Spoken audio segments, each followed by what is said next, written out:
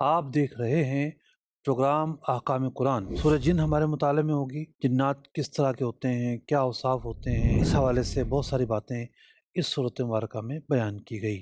کہاں نازل ہوئی اس بارے میں دو روایتیں ہیں۔ ایک روایت کے مطابق طائف کے سفر میں نازل ہوئی، اور ایک روایت کے مطابق جہاں آج مسجد جن ہے یہاں یہ صورت مبارکہ نازل ہوئی۔ جنات نے جب یہ دیکھا کہ ان کے اور آسمانوں کے درمیان حجاب ڈال دیا گیا ہے، تو جنات نے آپس میں کہا کہ جو چیز حائل ہوئی ہے اس کا کوئی ضرور سبب ہے، کوئی نئی چیز ہے، تلاش کرو، زمین کے مشرق و مغرب میں چلے جاؤ اور ڈھونڈو وہ کیا چیز ہے۔ کیا مطلب ہے اس جملے کا کہ مساجد اللہ کے لیے ہیں؟ ایک تو یہ آیت مبارکہ جو ہے وہ مساجد کا تصور بیان کر رہی ہے۔ وَأَنَّ الْمَسَاجِدَ لِلَّهِ فَلَا تَدْعُوا مَعَ اللَّهِ أَحَدًا، اور یہ کہ مسجد اللہ ہی کی ہیں تو اللہ کے ساتھ کسی کی بندگی نہ کرو۔